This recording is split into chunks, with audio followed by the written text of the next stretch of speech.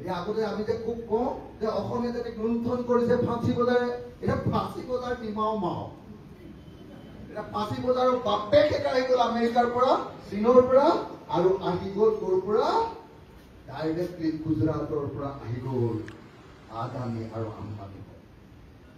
গোটেই বজাৰখন বাহিৰৰ মানুহৰ হাতত, আৰু অসমীয়াটো কোনো বজাৰেই নাই, কাৰণ অসমীয়াই একো বস্তু বিক্ৰী কৰিবলৈ নিদিয়ে। অসমীয়াই খালি কিনে, অসমীয়াই খালি কিনে, একোৱেই বজাৰলৈ যাবলৈকে নাই। গতিকে ক'ত পৰা ধনী হ'ব? সেইকাৰণে মই আপোনালোকক কথা দিব খুজিছো, এবাৰ ৰাইজৰ দলক এটা মাত্ৰ সুযোগ দিয়ক চৰকাৰলৈ আহিবলৈ। ডাইৰেক্টলি নিজে অকলে কৰিলেতো ভাল, নহ'লেও যদি বেলেগৰ লগত আহো, বেলেগৰ লগতো যদি আহো, তেতিয়া হ'লেও আপোনালোকে নিশ্চিত হৈ থাকক যে অসমৰ বজাৰ আকৌ অসমৰ মানুহৰ হাতলৈ ঘূৰাই অনাৰ ব্যৱস্থা।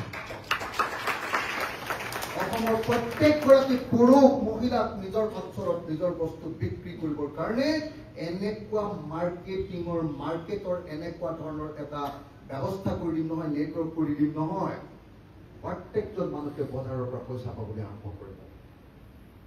মই দুটা কথা ক'লো এতিয়ালৈকে, আপোনালোকে যদি সঁচাকে মনোযোগ দি শুনিছে নহয়, আৰু যদি বুজি পোৱা মানুহ হয় নহয়, তেতিয়াহ'লে বুজি পাব যে অসমক বদলোৱাৰ ৰাস্তাকেইটা ইয়াৰ বাহিৰে আৰু পৃথিৱীত একো নাই। হিমন্ত বিশ্ব শৰ্মাই যিমানেই নকত লাগিলে একদম কি কয়, ভাৰতবৰ্ষৰ 1 নম্বৰ ৰাজ্য কৰিম, শ্ৰেষ্ঠ ৰাজ্য কৰিম, ঘোঁৰা ঘাঁচটো পৰীক্ষা দি কয় একো কৰিব নোৱাৰে, কৈ দিলো কেলে নোৱাৰে জানে নাই? এতিয়া তেওঁলোকে কৈ আছে যে অসমক একদম বিৰাট ডাঙৰ ৰাজ্য কৰিবৰ কাৰণে তেওঁলোকে টাটা কোম্পানীক মাতি আনিছে, ছেমি কণ্ডাক্টৰ ইণ্ডাষ্ট্ৰী বনাব গুজৰাট, কি কয় আপোনাৰ জাগিৰোডত। জাগিৰোডত আগতে নিজৰ কাগজ কলেজ আছিলে, সেইটো বন্ধ কৰিলে। তাত এতিয়া টাটাক ছেমি কণ্ডাক্টৰ ইণ্ডাষ্ট্ৰী বনাবৰ কাৰণে দিলে, আৰু ছেমি কণ্ডাক্টৰ ইণ্ডাষ্ট্ৰী বনাবলৈ যেতিয়া বিচাৰিলে মই বিধানসভাত সুধিলো, বোলো টাটা কিমান মাটি দিছা? বোলে টাটাক 700 কেইবিঘা, 715 বিঘা মাটি দিছো। মই ক'লো কিমান নামত দিছা? 1 বিঘা মাটিত 1 টকাকে 715 টকা লৈ 715 বিঘা মাটি দিছে টাটা। ভাল লাগিছে নে মনটো? আপোনালোকৰ ঘৰৰ থাকিবৰ কাৰণে যিটো পট্টা বিচাৰিছে, তাত প্ৰিমিয়াম বিচাৰিছে 1.5 লাখ টকা, আৰু টাটা 1 বিঘা মাটি নেশ্যনেল হাইৱেৰ কিনাৰত চব বনাই থোৱা মাটি, ৱাল চোৱাল মাৰি থোৱা মাটি, যাৰ দাম 10 কোটি টকা হ'ব বজাৰত, সেই 10 কোটি টকীয়া মাটিটো 1 টকা দিছে। ভাল লাগিছে নে? আমাৰ অসমীয়া জাতিয়ে নালাগে, বুজি পাইছে নে নাই? আপোনালোকক বসুন্ধৰাৰ অধীনত মাটি দিবলৈ লওঁতে 1.5 লাখ টকা 1 কঠা মাটি প্ৰিমিয়াম, আৰু টাটা কোম্পানীক ইয়াত মাটি দিছে কিমানত? 1 বিঘাত 1 টকা। কৰ মাটি? একদম নেশ্যনেল হাইৱে যেতিয়া গুৱাহাটীলৈ গৈ থাকিব, তেতিয়া সেই যে কাগজ কলৰ মাটিখিনি চব দি দিছে। 715 বিঘা নে কিমান পাহৰি গ'লো। নাম্বাৰ 1।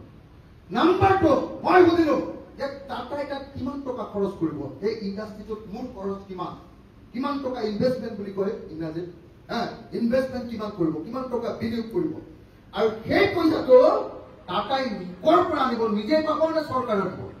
আপোনালোকে শুনি আচৰিত হ'ব। ক'লে যে টাটাই তাত 25,000 কোটি টকা ইনভেষ্ট কৰিব, আৰু সেই 25,000 কোটি টকাৰ ভিতৰত 15,000 কোটি টকা দিব চেন্ট্ৰেল গভৰ্ণমেণ্ট, ভাৰত চৰকাৰে।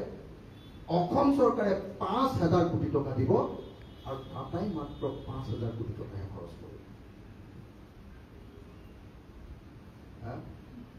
কি বাৰু কি বুলি ক'লো? 25,000 কোটি টকাৰ ভিতৰত 20,000 কোটি টকা টাটাক চৰকাৰে দি দিব। মোক 20,000 কোটি টকা চৰকাৰে দিয়ক, মই অসমত নিবনুৱা নাইকিয়া কৰি দিম। কেনেকে নাইকিয়া কৰি দিম?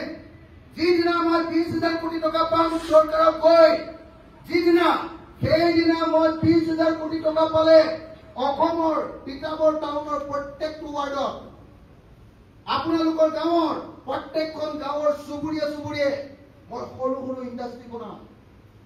কিহৰ ইণ্ডাষ্ট্ৰী? আপোনালোকৰ গাঁৱত ভীমকল আছে, মই ভীমকল খাই ডাঙৰ কৈছিলো, মই ভীমকলৰ পৰা চেৰেলেক বনোৱাৰ ইণ্ডাষ্ট্ৰী বনাম। আৰু ভীমকলৰ পৰা যেতিয়া চেৰেলেক বনোৱাৰ ইণ্ডাষ্ট্ৰী বনাম, ভীমকল বিক্ৰী কৰি পইচা পাব আপোনালোকে, আৰু মোৰ মা আৰু মোৰ খুৰী দেউতাকে সেই ভীমকল চেলাই অকমান ৰ'দত দি মাহেকত 30,000 টকাৰ দৰমহা পোৱা চাকৰি। মই অকল আপোনালোকক 20,000, অসমত 26,000খন গাঁও আছে, 26,000খন গাঁও আছে। এখন গাঁৱত যদি মই 1 কোটি টকাকে খৰচ কৰিবলৈ পাওঁ, মই সেইখন গাঁৱৰ কোনো লৰাই আৰু নিবনুৱাকৈ নাথাকে, কোনো লৰাই অকল মিস্ত্ৰীৰ লগত যোগালী কৰিব নালাগে, কোনো লৰাই বেংগলোৰত গৈ আপোনাৰ চিকিউৰিটি গাৰ্ড কৰিব নালাগে। মই গেৰাণ্টি দি দিম, তাত বৃদ্ধৰ পৰা বিদ্যালৈকে, বোৱাৰীৰ পৰা আপোনাৰ ছোৱালীলৈকে, ডেকা ল'ৰাৰ পৰা একেবাৰে চেঙেলীয়া ল'ৰাটোলৈকে প্ৰত্যেকজন অসমীয়া ল'ৰাকে মই কাম দিম, আৰু অসমত নিবনুৱা বুলি বস্তুটো নাথাকে।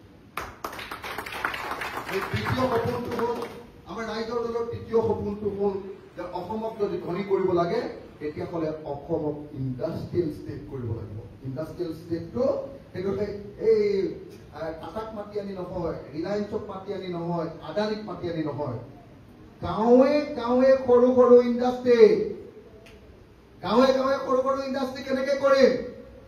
আপোনালোকক যে মই পইচা দিম, আপোনালোকক যে মই ট্ৰেক্টৰ দিম, আপোনালোকেতো অকল ধান খেতিয়ে নকৰে, কি কৰিব? ধান খেতিৰ লগত আপোনালোকে বিলাহী খেতিও কৰিব।